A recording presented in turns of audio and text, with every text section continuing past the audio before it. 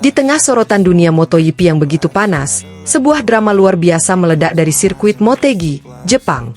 Francesco Pecco Bagnaia, sang juara dunia 2 kali yang sempat tenggelam dalam keraguan sepanjang musim, akhirnya bangkit dengan kemenangan ganda di negeri Sakura. Namun yang bikin heboh bukan cuma soal kemenangan itu, melainkan pengakuan mengejutkan dari kubu Ducati sendiri. Ya, Davide Tardozzi, salah satu sosok paling penting di garasi merah, dengan jujur mengakui kalau Ducati terlambat memahami dan memenuhi kebutuhan Bagnaia. Sebuah pernyataan yang terdengar seperti, maaf besar, bagi rider asal Italia tersebut. Waduh, kalau sudah begini, siapa sebenarnya yang harus disalahkan? Bayangkan saja, hampir 1 tahun penuh, tepatnya 315 hari, Bagnaia harus menahan haus akan kemenangan. Setiap balapan seakan menjadi pertanyaan, kapan Pecco bisa kembali berada di puncak podium? Beban itu makin berat karena tekanan datang dari semua sisi. Fans, media, bahkan lawan-lawan tangguh seperti Marc Marquez yang terus memberi pembuktian kalau dia bisa cepat beradaptasi dengan motor baru. Namun di Jepang, semua keraguan itu terhempas.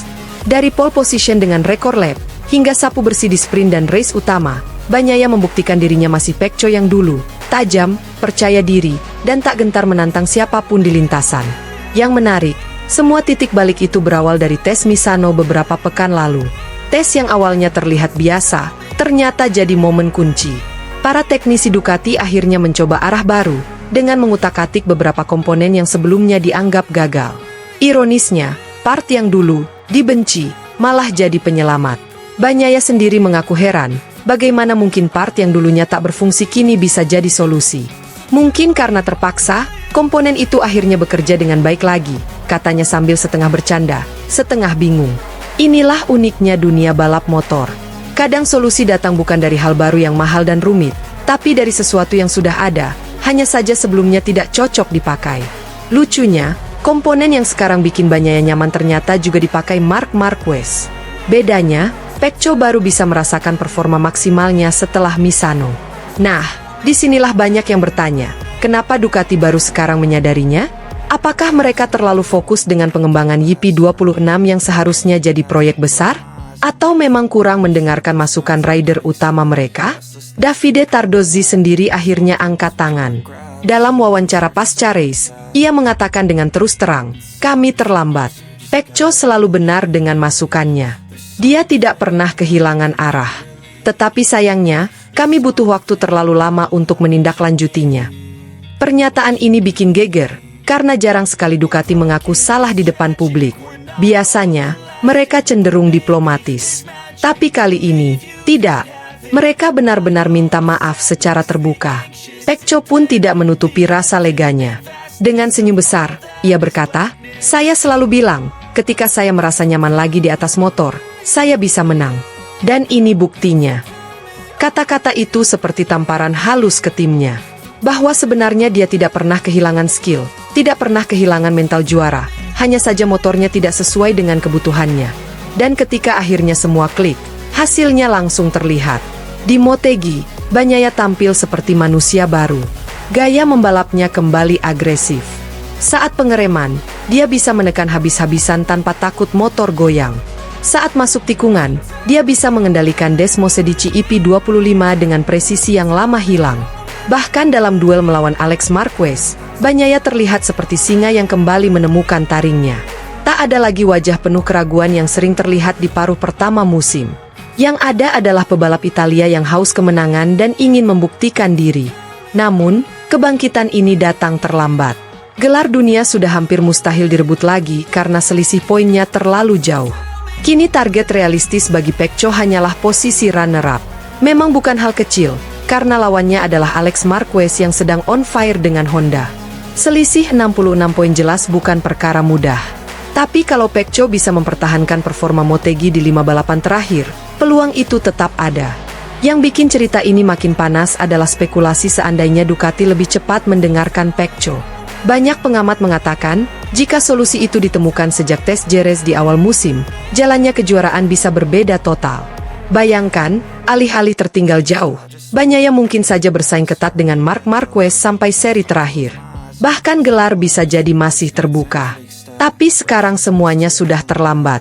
Inilah yang membuat pengakuan Tardozzi semakin pedih. Gigi Dall'Igna, direktur teknis Ducati yang terkenal jenius, juga memberikan komentar.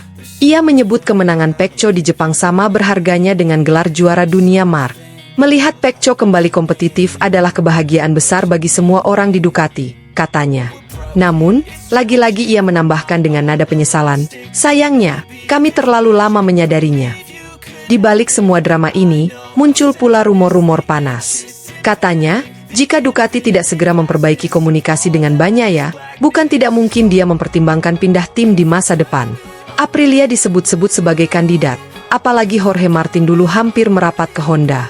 Bisa dibayangkan jika Bagnaia benar-benar pindah, Ducati akan kehilangan sosok yang sudah membawa mereka ke level berbeda. Tapi untuk saat ini, Pecco sepertinya masih setia. Ia hanya ingin motor yang bisa membuatnya bertarung di level tertinggi. Motegi 2025 pun akhirnya menjadi titik balik bukan hanya bagi Bagnaia, tapi juga bagi Ducati. Mereka harus belajar dari kesalahan ini. Jangan sampai terlambat lagi dalam memahami kebutuhan pebalap. Karena di level MotoGP, satu langkah terlambat bisa berarti kehilangan gelar.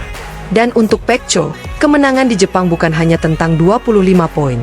Itu tentang pembuktian bahwa dirinya masih layak diperhitungkan. Kini semua mata tertuju pada seri berikutnya di Mandalika, Indonesia.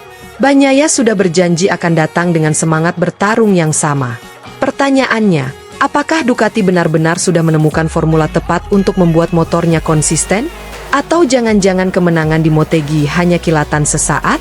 Fans Pecco tentu berharap ini adalah awal kebangkitan besar. Karena dunia MotoGP selalu lebih seru ketika ada Bagnaia yang tajam, melawan Marquez yang liar, dan mungkin Alex Marquez yang sedang panas. Apapun yang terjadi, cerita dari Motegi akan selalu diingat sebagai momen terlambatnya Ducati, tapi tidak terlambat bagi Pecco untuk membuktikan dirinya. Sebuah drama klasik antara rider, motor, dan tim, yang sekali lagi membuktikan bahwa MotoGP bukan hanya soal kecepatan, tapi juga soal komunikasi, kepercayaan, dan timing yang tepat. Pecco Bagnaia sudah kembali. Ducati mengaku salah. Dan dunia MotoGP kini bersiap menyaksikan pertarungan sengit di sisa musim. Jadi, apakah ini awal dari kebangkitan besar atau sekadar penutup manis di musim yang penuh luka? Jawabannya akan terungkap dalam balapan-balapan berikutnya. Satu yang pasti, Pecco Bagnaia sudah siap mengaum lagi, dan kali ini, semua orang tahu kalau dia tidak akan menyerah begitu saja.